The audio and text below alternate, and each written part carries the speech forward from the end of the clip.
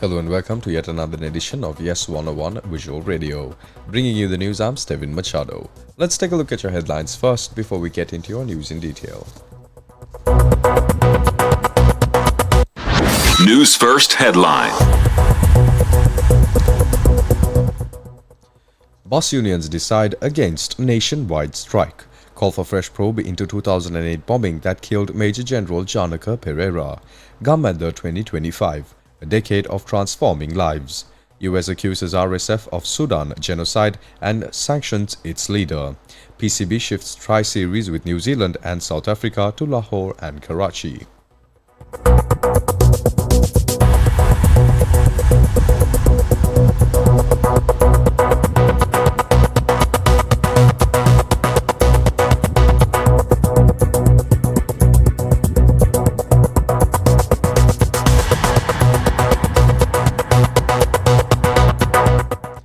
Your local news first. Bus unions have decided not to proceed with the planned nationwide strike. This decision was made following a discussion held this morning with Acting Inspector General of Police Priyantha Veerasurya. The discussion focused on transportation operations being conducted in conjunction with the Clean Sri Lanka program.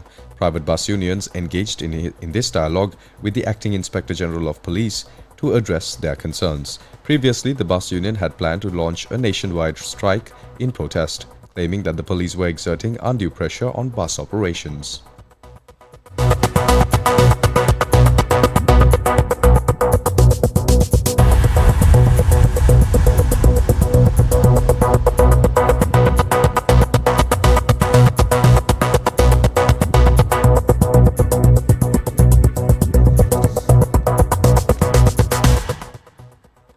Moving on, the Acting Inspector General of Police has emphasized that road discipline is a reflection of a country's status. The police spokesperson SSP Buddhika Manatunga provided further details regarding the discussion between Acting Inspector General of Police and representatives of the private bus owners. During the meeting, the Acting Inspector General of Police assured that the current operations to establish road discipline are being conducted using existing laws and are free from political interferences. Representatives of the private bus owners requested an extension of the 2-week period initially given for the removal or legal compliance of decorative parts installed on vehicles, arguing that it was insufficient. They proposed a 3-month period instead. The Acting Inspector General of Police agreed that if these installations contribute or exacerbate accidents, the police would take action to remove them. Otherwise, the bus owners would be granted 3 months to either register these installations legally or remove them to comply with the law.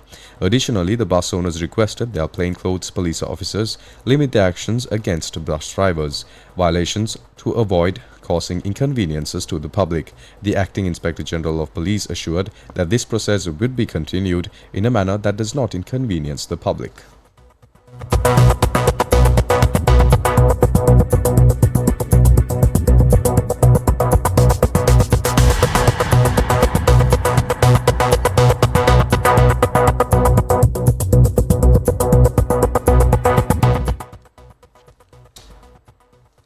On more local news, relatives of Major General Janaka Pereira have once again lodged a complaint with the Ministry of Public Security requesting a renewed investigation into his assassination. Major General Janaka Pereira was killed in a bomb attack at the Anuradhapura party office on the 6th of September 2008 while he was contesting for the position of Chief Minister of the North Central Provincial Council. The attack resulted in the death of his wife and 31 others. At the time, it was declared a suicide bombing carried out by the LTTE. However, expressing doubts about the assassination, his relatives have once again approached the Ministry of Public Security today, seeking further investigation.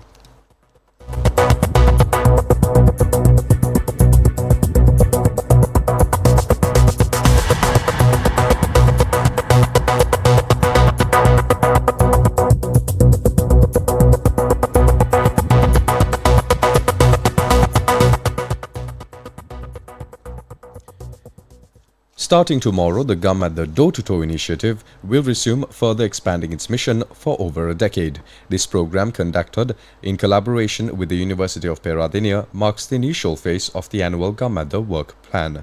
Gum at the, conceptualized by former chairman of the Capital Maharaja Group, R. Rajamahendran, is driven by the vision of data to truth, truth to action. The core of Gamadha lies in gathering data. The annual door-to-door initiative involves the Gamadha team visiting remote and underserved villages continuously for about a month. They meet with the residents, listen to their concerns and document these issues. This year, students of the University of Peradeniya are once again participating in the door-to-door program, aiming to compile the latest Gamadha annual report. The inaugural ceremony of the 8th phase of the 2025 door-to-door initiative was held this morning under the patronage of Sashi Rajamahendran, chairman of the Capital Maharaja Group. The event was organized by the Gamadha Secretariat.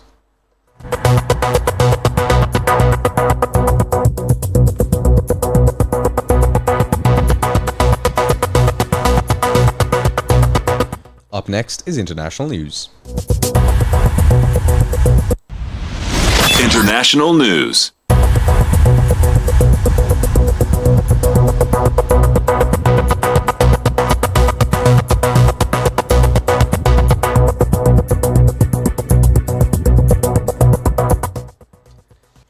The US has accused the Sudanese paramilitary Rapid Support Forces of committing genocide and imposed sanctions on its leader.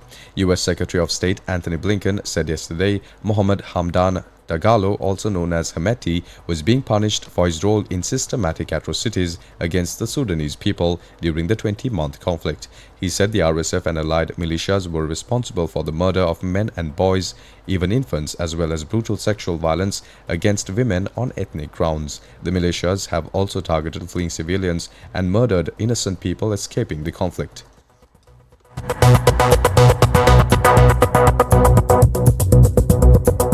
Up next is sports news.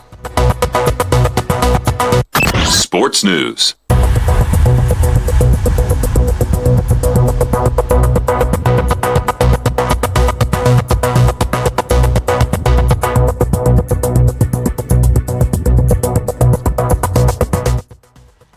The PCB has relocated its ODI Tri-Series with New Zealand and South Africa to Lahore and Karachi as it readies the two venues to host the Champions Trophy on the 19th of February. The 4-match Tri-Series, due to start on the 8th of February, was originally scheduled to be played in Multan, but the PCB has decided to move it to the Gaddafi Stadium in Lahore and the National Stadium in Karachi. A move, the board said, quote, reflects the PCB's confidence in the readiness of these upgraded venues, end quote. The board said in a statement, quote, given the advanced stage of the preparations at the Gaddafi Stadium and the National Bank Stadium, the PCB has decided to relocate the upcoming Tri-Nation ODI series to these two venues.